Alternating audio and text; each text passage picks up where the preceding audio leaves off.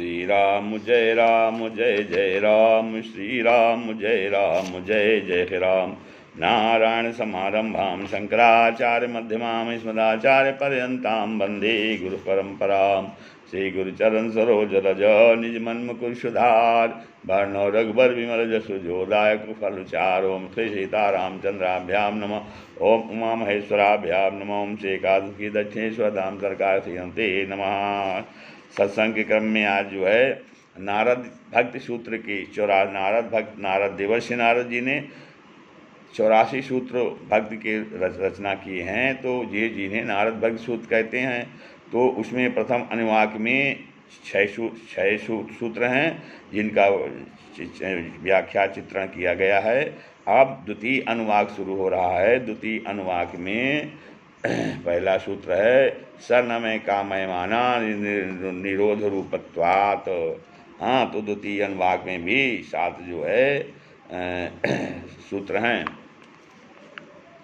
तो द्वितीय अनुवाक में पहला सूत्र है स न कामयमाना निरोध रूपत्वात्, अर्थात सा माने वह परम प्रेम रूपा भक्ति, कामयमाना माने मनस्कामना पूर्णार्थम सकामा, न यतो निरोध रूपा। मतलब वह भक्ति निरोध रूपत्वात्, निरोध स्वरूप होने से कामयमाना किसी कामना की को पूर्ण करने के लिए सकाम नहीं है। स न कामयमाना निरोध रूपत्वात्, निरोध रूप होने से किसी कामना पूर्ण करने के लिए सकाम नहीं है। अर्थात वो भक्ति जो है वो कामनाओं की भक्ति से निरोध होता है। तो अर्थ ये है कि प्रेम साध्य रूप साधन का फल है। प्रेम जो है वो साध्य रूप जो साधन है उसका फल प्रेम है। श्रवण आदि प्रेम साधन हैं। तो श्रवण आदि जो है जो बताए गए हैं नवधा भक्ति के, वो श्रवण आदि प्रेम के साधन हैं। प्रेम श्रवण आदि साधन भक्ति के द्वारा साध्य होने पर भी प्रेम साधनी भूता भक्ति को सकाम नहीं कहा जा सकता, क्योंकि सब प्रकार की फल कामनाओं का त्याग रूप निरोध साधन भक्ति में प्रवेश करने का द्वार है। क्योंकि सब प्रकार की फल कामनाओं का त्याग रूप निरोध साधन भक्ति में प्रवेश करने का द्वार है। साधन भक्ति में जो प्रवेश करता है उसमें क्या होता है कि सभी प्रकार की कामनाओं सभी प्रकार की कामनाओं को फल का त्याग जो है उसका निरोध होता है। अर्थात सभी प्रकार की फल कामनाओं का त्याग हो जाता है। जब फल त्याग ही जिसमें प्रवेश करने का द्वार है, फल को ईश्वरार्पण करना ही जिसका प्रण है, तब वह कदापि सकाम नहीं हो सकती। हाँ, क्यों? फल को पाने के उद्देश्य से कि वह किया हुआ कर्म ही सकाम होता है। यज्ञादि कर्म फल के उद्देश्य से किए जाते हैं, इसी से सकाम कर्म कहलाते हैं। कामनाओं को पूरी करने के लिए भक्ति करना तो केवल वणिक वृत्ति लौकिक व्यवहार है। कामनाओं की पूर्ति के लिए भक्ति करना तो केवल वणिक वृत्ति लौकिक व्यवहार। अर्थात वणिक वृत्ति में क्या होता है कि लोग देते हैं, दाम देते हैं और जो है वो वस्तु लेते हैं, अर्थात लेन देन होता है। तो वैसे ही यदि हम भगवान की भक्ति करें और कामनाओं की पूर्ति मांगें तो ये तो वणिक व्यवहार हुआ, लोक व्यवहार हुआ, लोक व्यापार हुआ। भगवान ने नृसिंह मूर्ति में प्रकट होकर भक्त प्रहलाद जी से कहा था कि हे बेटा वर मांगो। इस पर प्रहलाद जी ने हाथ जोड़कर उत्तर दिया कि यस्तु आशीष आशास्ते न सवृत्त्यः स वै वणिक। यस्तु आशीष आशास्ते न सवृत्त्या स वै वणिक। अर्थात हे प्रभो, मैं व्यापारी नहीं हूँ, मैं तो आपका भक्त हूँ। जो पुरुष आपसे सेवा के बदले में इस लोक व परलोक का विषय सुख चाहता है वह आपका सेवक नहीं है, किंतु लेन देन करने वाला व्यापारी है। और यदि आप वर देना ही चाहते हैं तो यह कृपा कीजिए कि मेरे चित्त में राज्य भोग या व स्वर्गीय शुभ भोग आदि किसी विषय की वासना उत्पन्न न हो। यही बात भगवान ने कही भी है कि न मय्यावेशित धियाम कामः कामाय कल्पते। न मय्यावेशित धियाम कामः कामाय कल्पते। भजिता क्वथिता धाना भूयो बीजाय नेष्यते। अर्थात जिन्होंने अपनी बुद्धियाँ मुझ में ही लगा दी हैं, न मैया लगा दी हैं, उनकी इच्छा किसी विषय फल को नहीं चाहती, क्योंकि भुने व पकाए हुए धानों में से अंकुर नहीं उग सकता।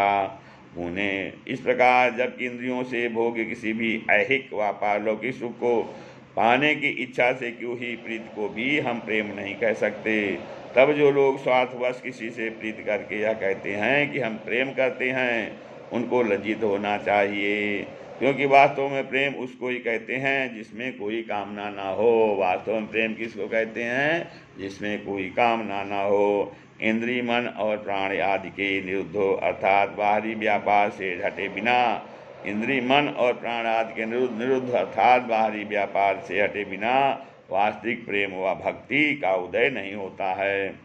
चित्त आदि की वृत्ति अपने अपने स्थान में रुक जाने पर भोग की वासना उठती ही नहीं। चित्त आदि की वृत्ति को अपने स्थान में रुक जाने पर भोग की वासना उठती ही नहीं।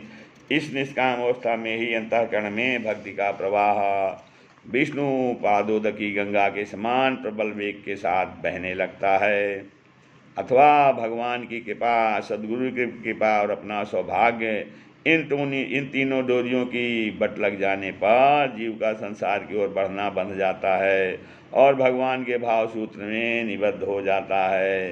कहते हैं कि भगवान की कृपा, सद्गुरु की कृपा और अपना सौभाग्य अर्थात अपनी कृपा में ये तीन जो है, तीन डोरियों की लग जाने पर जीव का संसार की ओर बढ़ना बंध जाता है और भगवान के भाव सूत्र में निरुद्ध हो जाता है। यह निरोध 6 प्रकार का है, अर्थात परमात्मा में 6 प्रकार की भावना करने से जीव का चित्त संसार की ओर से हटकर परमात्मा की ओर जाकर ठहरने लगता है।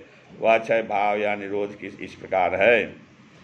पहला, भीति भाव निरोध, अर्थात संसार की यंत्रणा और वासनाओं से व्याकुल होकर भगवान की शरण लेना।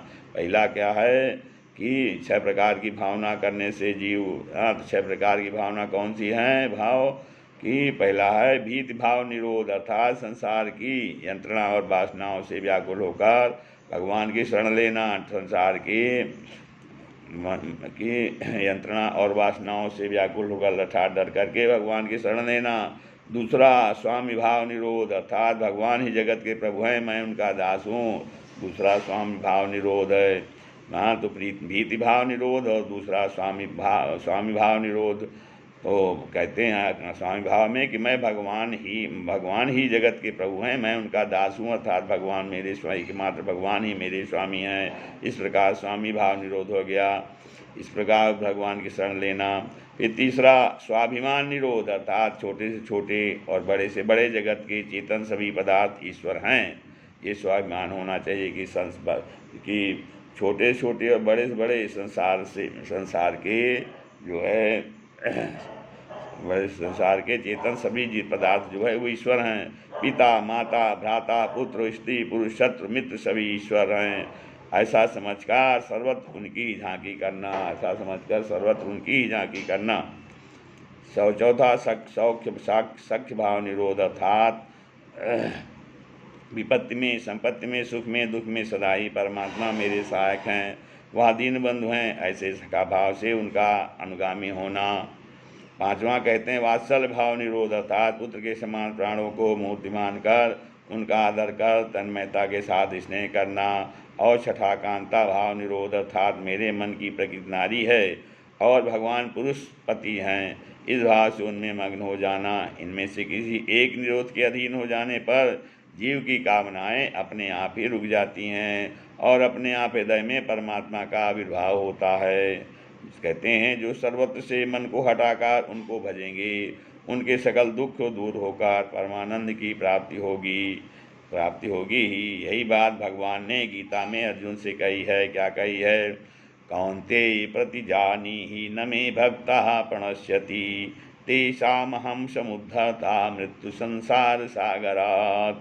अर्थात भगवान कहते हैं कि हे अर्जुन, निश्चय रखो कि मेरा भक्त नष्ट नहीं होता, क्योंकि अपने भक्तों का मृत्यु संसार सागर से उद्धार करने वाला मैं ही हूँ।